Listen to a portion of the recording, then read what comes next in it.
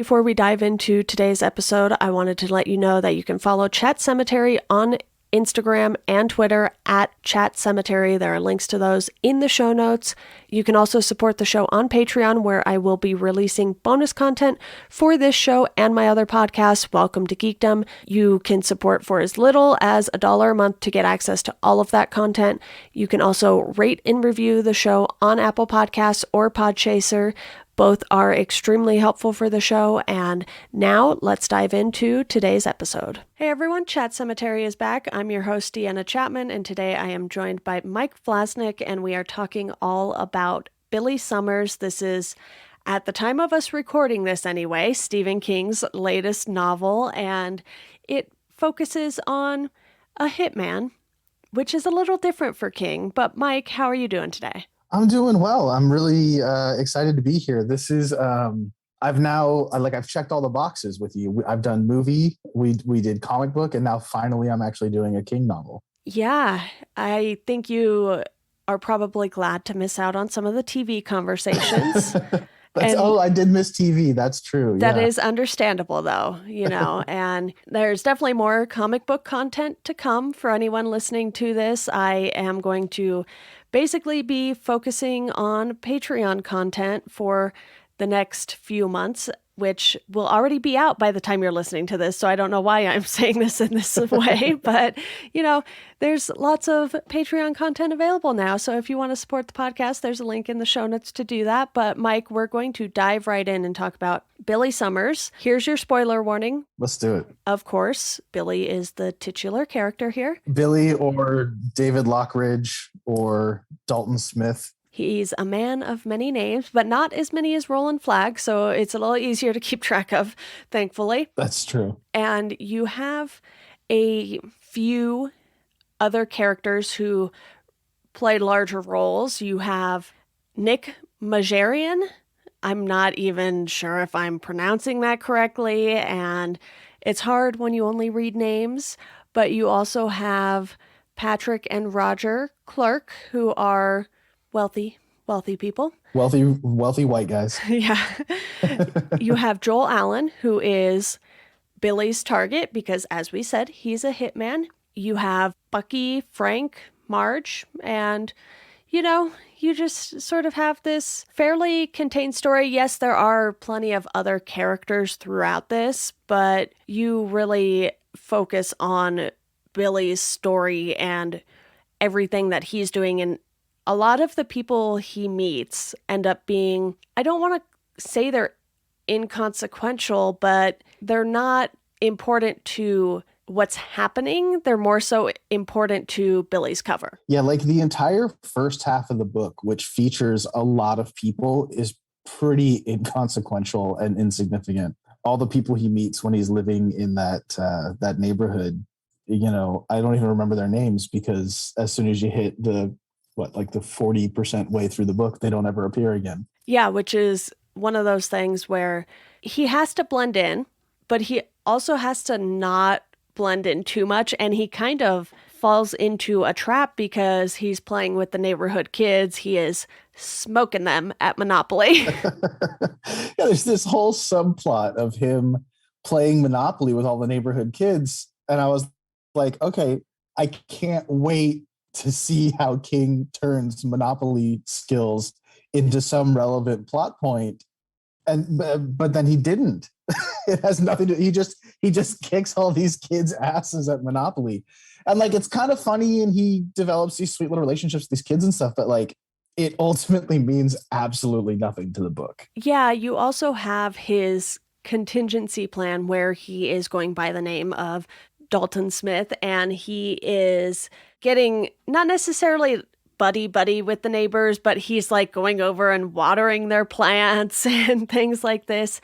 And it is just so bizarre at times when you're like, okay, what is this guy getting himself into? Because we're kind of under the impression that he mostly wants to and needs to keep to himself. And as we find out later, it's when he literally gets into someone else's business that he just has to, kind of throw his plan out the window almost. Yeah, the book was really interesting in that like it's 500 and something pages long, and I felt like it needed to either be longer or significantly shorter because like you said, we see Billy make all these decisions that Billy's internal monologue is telling us are the wrong decisions and against all of his instinct and the decisions that he would never make, but we're watching him make them. And we're not really given any real context or reason for why he is like the whole premise of the book is the cliche, the hitman's last job that goes wrong. And King addresses that and Billy addresses it. But then he's constantly tripping himself into these situations of all the potholes and traps that you wouldn't want to fall into. And it's this weird, it's like a disconnect between what we're being told by the character and about the character and what he's actually doing. I ultimately ended up liking this despite some of the pacing issues because it's one of those things where he was hired to do a job and he had to, spend months waiting it out just so it wouldn't be as suspicious when he did take out Joel Allen. And you have the fact that when you have this long period of time, it's hard to not cross paths with people or, sometimes get attached to people in the case of him going and, playing Monopoly. What is it, like weekly eventually with the kids, and more kids keep coming because they want to go up against him. And it just becomes this thing that, in a sense, it probably did work in his favor because then none of those people would ever suspect him because it's like, hey, this is the guy who lives down the street and plays Monopoly with the kids. Yeah, the whole setup, like on the one hand, it made sense. Hey, we don't know when Joel Allen's being transferred back, so we need to put you in place early. But on the other hand, it's like, why did they have to? So he takes the persona David Lockridge, and of course, because it's King, the character is a writer. Now Billy is playing a character who's a writer, so he plays this David Lockridge person, and he goes and lives in this suburban neighborhood and he befriends all the kids and he's hosting barbecues. And I kept waiting for something in that life to pay off, somebody to figure out who he is or him to blow his cover. And he makes a big deal out of the fact that he goes to they go to a carnival and he wins at the shooting gallery because he's a sniper, so he's a really good shot. And he's worried, oh, that was really stupid, I shouldn't have done that, I shouldn't have shot that well, it's going to expose me. But like it literally goes nowhere. I think one person in the whole group even comments on the fact that he was a good shot, and like that's it. And for me, that kind of summed up this whole section of the book, which like you, I did end up liking it. I really enjoyed the second half of the book and I really liked the ending. But this whole first 45% of the book before he commits the hit, it just I don't even know why it was there. Really, this kind of felt like it could have been Billy Summers the novella instead of Billy Summers the novel, because narratively that whole section served absolutely no purpose. It was so weird to me. Yeah, I don't entirely disagree, but I disagree a little because the thing King loves to do is character work, and we have so much time to do that here with Billy Summers, but I think it would have been maybe better served if we learned more about his past, because that was mentioned here and there, but mostly disregarded, really, when you think about it in the grand scheme of things. We kind of get a little at the very beginning when he's pulled into this job. And for me, it really felt like he was just tired of the life. Mm-hmm. And so he wanted to try something new. And you see him ask out Phyllis, who goes by Phil and is one of the other people who works in the building that he's basically staking out for 3 months. And, he knows that he's making choices that are not great for the job, but he's just beyond the point of caring because he doesn't trust the people who hired him. Understandably so, too, by the way. And two, he was really just ready to be done with all of it in general. So I think it kind of shows that it's not necessarily a struggle because he does still get the job done, but it's like he has to have that added danger element or something to it. And he is someone who clearly likes to have things organized and under control. And you see how that quickly gets taken off the rails for him. I was even disappointed that we didn't get the payoff at all with any of those relationships, because when he does finally commit the hit and Joel Allen shows up and he shoots him, and then the news reports start coming out and they go, okay, David Lockridge, who's really Billy Summers, killed this guy.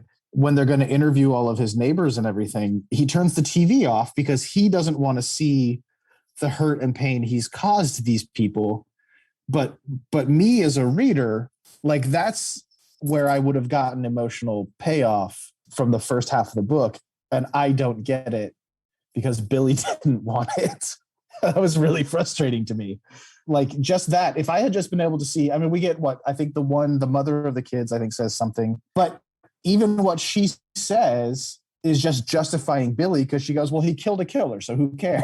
Which, that's a fair point of view, but to not get, we watch him build all these relationships with people and host barbecues and stuff, and then we don't get that emotional payoff of them feeling betrayed or them being surprised or anything like that.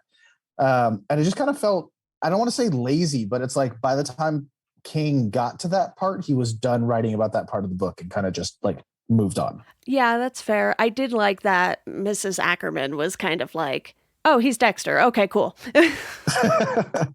Yeah, Billy's whole crusade, like, he's a hitman who only kills bad people or people that he decides are bad people. He's Dexter. He really is. He is. He kind of has a different method of operation, if you will, because Dexter is doing it from like inside the police station, literally. And this guy is still, not able to know what the cops are doing. Dexter had that advantage. He knew where the cops were looking for things at all times. He was literally being handed evidence, so Yeah. it wasn't quite the same, but that was kind of immediately what I thought of when that whole section came up. But Mike, for you then, where was it that this book picked up? Was it with the introduction of Alice? Was it slightly before that, slightly after that? Where was it for you? It was when he finally did the hit. Okay.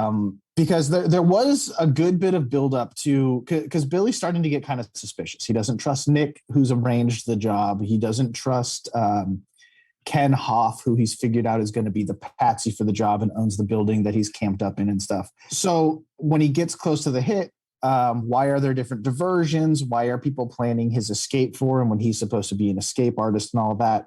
So leading into the hit, I finally got invested going, okay, what's actually going on? Who's actually on his side? And the fact that he doesn't even know exactly why he's killing Alan, which was interesting given his diehard decree of only killing bad people. So when he finally committed the hit, I'm like, okay, cool. All the pieces are going to start falling into place. And seeing the actual execution of the plan that we've watched him spend months and months and months putting into place was a good payoff. That's when the tension came into the book for me. He's hiding out. Is he going to get caught? Is he going to get busted? Or his neighbor's going to come home?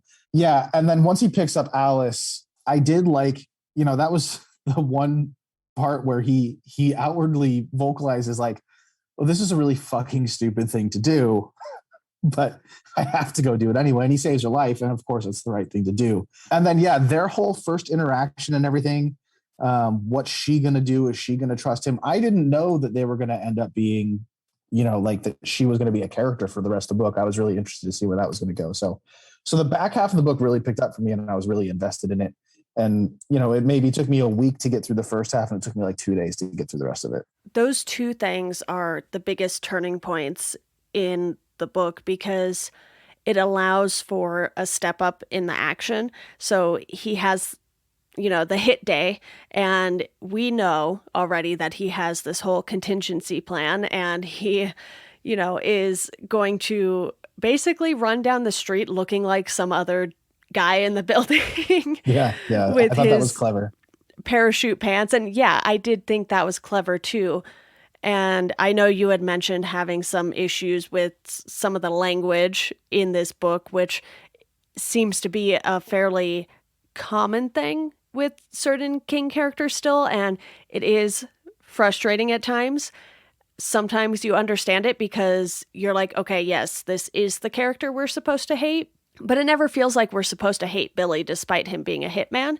And I think for the most part, King does a good job with that. And, everything kind of ramps up after the hit. And then, we have a little downtime while he's just kind of minding his own business. And then Alice gets dumped on his street. And, she's very clearly been raped. That's made clear at the start. And I think with this, it's one of those things where this is what shows us that Billy actually is a good person. Aside from, playing Monopoly with the kids and everything, it's like he is not willing to leave someone for dead who does not deserve it. Yeah, that was my thought at first too. I was like, because you look through this book and everybody other than Alice, there are no good people in this story, right? They're all bad people. And even Billy knows he's a bad guy who kills bad guys. So I was like, okay, this is Billy's, redemption arc here. He's going to save this woman's life. But even then, he goes out of his way to make sure that Billy notes he's really doing it because if he just let her die outside, then the cops would come into the area and would be questioning and stuff. And they'd come to his house and they'd be questioning him, which is a really, really good point, and it's very in line for the character. But then it makes it really kind of confusing and conflicted on, okay, well, is he a good person or is he doing this to further cement himself as a bad person? Doing the right thing for the wrong reasons, which I don't think is the case. I think that Billy was doing the right thing for the right reasons, and I kind of thought it was even unnecessary to add that other bit in there. Yeah, because it also seems like she has no interest in getting the cops involved. Right. Yeah, she very clearly has no interest in getting the cops involved. She has no interest in turning on Billy. She never at any point. Their first interaction when he wakes up or she wakes up and she wakes him up and she's holding the knife and he like makes her toast and stuff like that. Like that was a pretty well written, tense little segment where I didn't really know what was going to happen. But even then, it never really felt like she was going to turn Billy in or anything like that.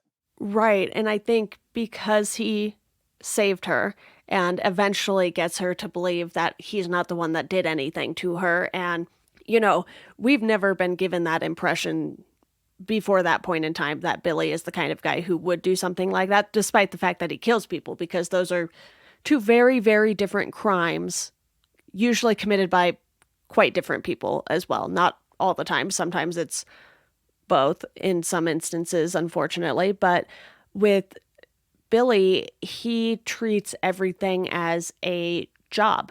And being a hitman is just another job for him. And, he's military trained and everything like that. So it was never a big stretch for him to do it for money, basically. And I think this book is a little bit of a commentary on that sort of thing too from King, because with every King novel comes commentary on something, and I think this one maybe less so than other books of his. But yeah, once Alice comes into the picture, you have that moment where you're like, okay, is this all going to go downhill from here, or is this going to become something different? And it almost becomes a different book after that point. It does. And I think it actually becomes a better book after that point, because now we've gone from the kind of slow play of watching a hitman set up his hit to now we're on a revenge road trip. Billy's going to find out why he didn't get paid to do the hit. He's going to find out why Nick had guys there to kill him. And he's going to find out who he knows that Nick. So hopefully nobody's listening to this that hasn't read the book, but just so Billy's the assassin. Bucky is his agent. And then Nick is the guy. So Nick went to Bucky because he wanted Billy, and then Bucky being Nick's handler. So he knows that the original hit didn't come from Nick, right? He knows there's another step up, and that's when we get to Clerk. But Billy doesn't know who that is. So that's what was really interesting to me. I was really wanted to know, like, where is this going to go? What is this mystery? Now we're on this revenge road trip. We're running from the law. We're running from the hitmen or the bounty hunters that are after Billy. We're going to go find Bucky. We're going to camp out. We're keeping Alice with us. We're going to figure out what's going on. So I was really into that whole, like, the road trip mystery of, like, who screwed Billy over. And the whole time, because he manages to go a really really really deep into the book before he exposes who ultimately is Clerk. And Billy's writing his story and telling us his history of his time in Iraq and all that. And I'm like, how is this? In my head, I'm going, how is King going to tie this into the Marines? Who's going to be on the other end? Because we know almost all of his friends died, right? I kept expecting it to tie back into Billy's personal past, which it didn't do. But Yeah. that's what I was trying to figure out the whole time. So I was really into like trying to put those pieces together and figure that out. Yeah, I still did end up liking a lot about the first half more than you did, clearly. And I think the second half, though, was kind of what made it come together for me because in the end, this wasn't really about Billy's past. It ended up being more about sort of the present for him and how things were going to end. And at the beginning of the job, when he had all of this time to think about it and think about who was behind it and, you know, what could possibly go wrong, that was a lot of time for him to think. And he's very strategic and he kind of played dumb whenever the people who hired him came around. And for me, I think that worked well for his character because he was like, okay, these people aren't going to listen to me. They aren't going to really care what I have to say. They just want the job to get done the way they want it to get done. And they want to plan the escape and so on and so forth. And understandably, Billy's like, no, I'm not doing that. So he goes and does his own thing. But eventually, he still knows that it means the end of his life because then he gets involved with Alice and he goes and he teaches those guys a lesson. And I did like that moment. And that was yeah, I mean, well deserved revenge. This whole book, that segment in particular is a really good example of it, of where I said that I thought this book either could have been a lot shorter or a lot longer. That is an example of where it kind of felt like King was holding himself back a little bit. And that's something that popped up with me a lot reading this is he clearly had a lot of Billy's life worked out and written out. We see some of it, but we don't see a lot of it. And I feel like if we rewound the clock and if Billy Summers was written in like 1984, that segment where he goes to what is it, Tip or Trip or whoever that guy is, when he goes to their apartment, I feel like that would have been like pages and pages and pages and pages of just brutally horrific stuff. It was still brutal though. It was still very brutal, and totally, you know, it was sweet, sweet, sweet, sweet, sweet revenge, and those guys deserved everything and more. But it felt like there were a couple things in this book. The I want to say kind of mildness of that scene with the hand mixer. I could see the editor's hands on the book, you know, going, you know, Steve, maybe don't go that into depth here. And, you know, Steve, maybe embellish on this reference to this other book a little bit more, you know. I feel like I could see more of that than I usually can in King novels. Yeah, and I mentioned earlier how maybe having more of his past would have been better. And I mean, we do get a lot of that through his book that he's writing, but it also felt like it was toned down a lot. Did you get that feeling too with that whole section of the book? You know, I did. So I mentioned this to you.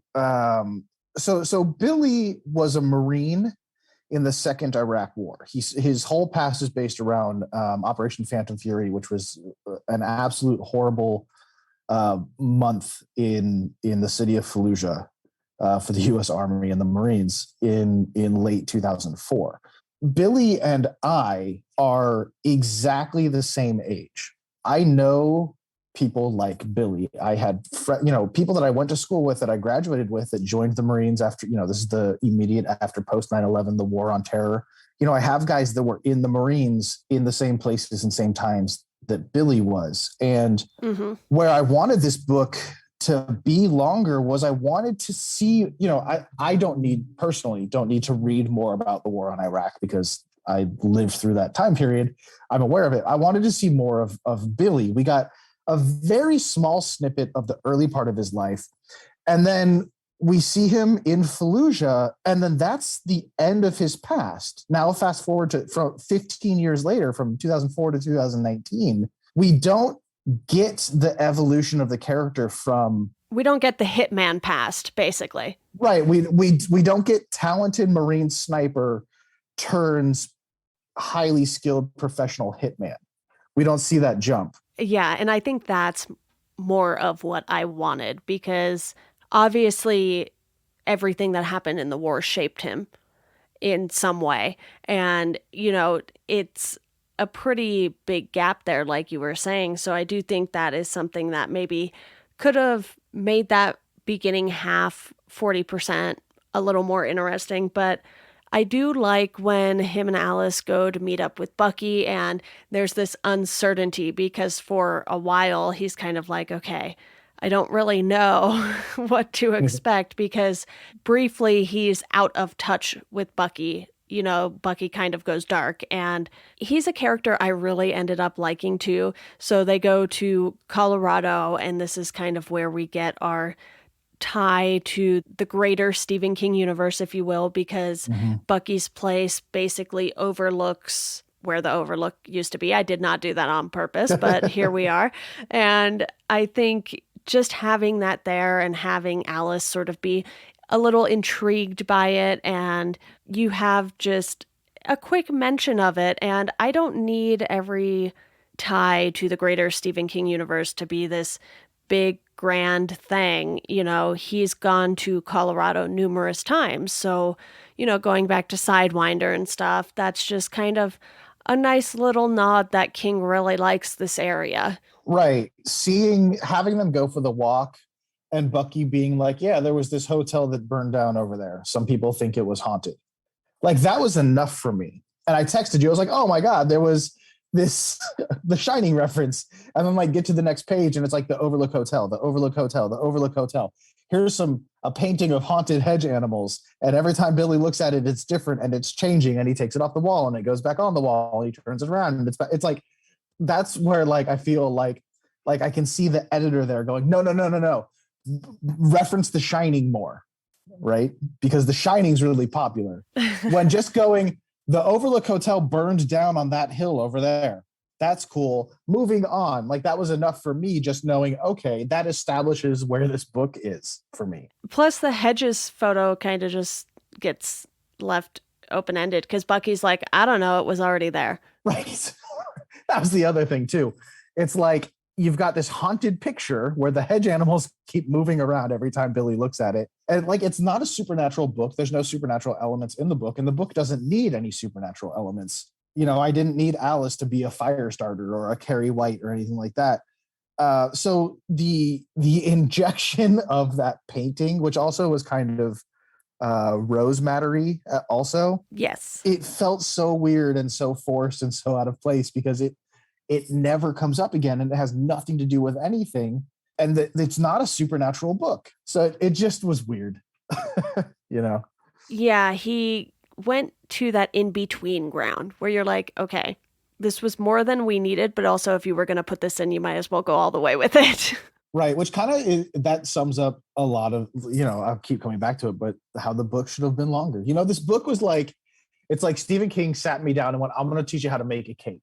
Here's all the ingredients and here's your cake. And I'm like, no, but wait, how did you put all those things together to get the cake? He's like, no, don't worry about it. Here's your cake. Yeah, you go all the way in or don't go at all. Yeah, and despite this being, a 500 plus page book, I feel like I liked it, but I don't have a ton to say about it, if that makes sense. It's like because of the pacing, I feel like we did a lot of waiting with Billy. There isn't a whole lot that was going on prior to the hit, and then it's jam-packed with stuff because then, he leaves and goes to Vegas to confront Nick, and then he goes and finds the actual boss who wanted the hit done, and it's not close, it's another long drive, so there's lots of time spent waiting and driving. It was a lot of hurry up and wait, and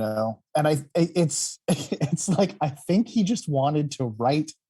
It's like he wanted to write the story of Billy Summers, like Billy's actual life story. But he also Mm-hmm. wanted to write a book about a hitman.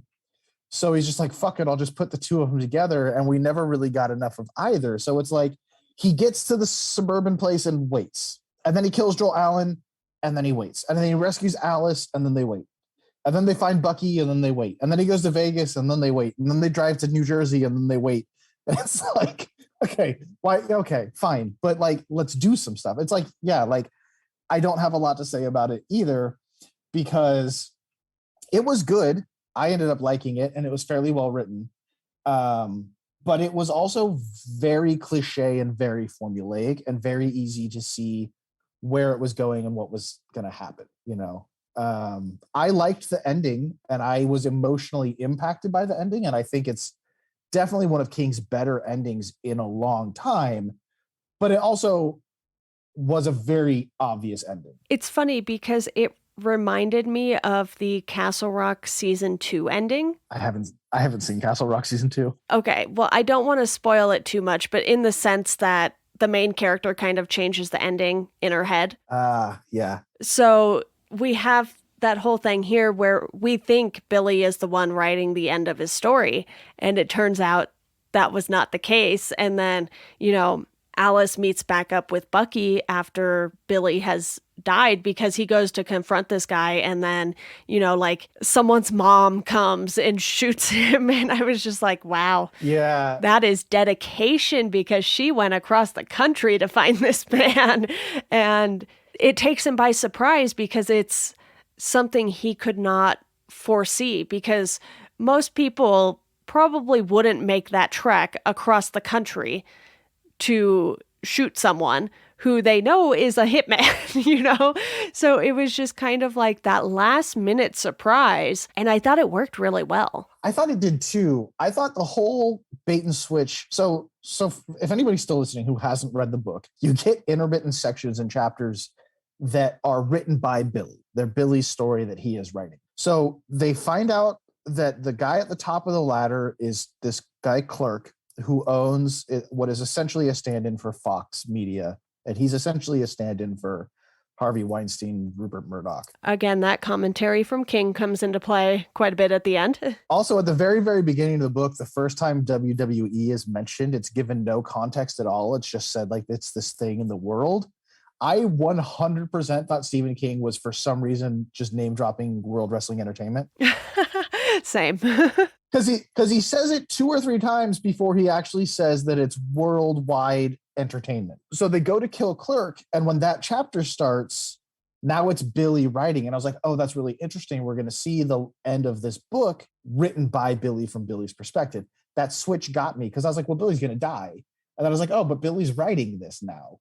And then they go kill the guy and they're leaving. And then Marge comes out of the bushes and shoots Billy. And then Billy writes that really heartbreaking letter for Alice and then walks off into the sunset. And that's where you're like, no, this is too good to be true. And then it flips back into what really happened. And Alice is telling Bucky and you find out the real story and all that. But what I liked about that is it immediately established that now, from the moment they leave to go to Clerks to the moment Alice is sitting in Colorado with Bucky, everything that happened in between, like, could be real or could be made up. Yeah. Maybe it was Marge randomly that stumbled out of the bushes in camouflage and shot Billy. Maybe it wasn't, though. Maybe it was Nick. Maybe it was one of Nick's other's guys. Maybe Frank did recover, and instead of it being his mom trekking across the country, it was him. It throws all this stuff in the possibility, which is why I like this ending so much, because it's both definitive and really ambiguous at the same time. I do love the idea that it was Marge, though. I do too. And I think it was, and it should have been. Yeah, she definitely had like that feisty mom attitude. Oh yeah. Yeah. She was not going to go down easy. Yeah, it was wild. And it very easily could have been like comical and stupid. And there's probably people out there that thought that it was, but I thought it worked well. Yeah, I did really enjoy the ending of this one. And the fact that Alice at least gets some closure and sort of a fresh start, because we find out that Bucky tells Billy, hey, you have to ditch her or you're bringing her into this for good. But because of the turn of events, she still kind of gets a fresh start because it's Billy's life that ends, not hers. Yeah, she's basically given the opportunity to either embrace this fake identity that Bucky has made for her or just go back to being herself. And through that, in the end, it kind of does end up becoming her story. Like she kind of takes over from Billy.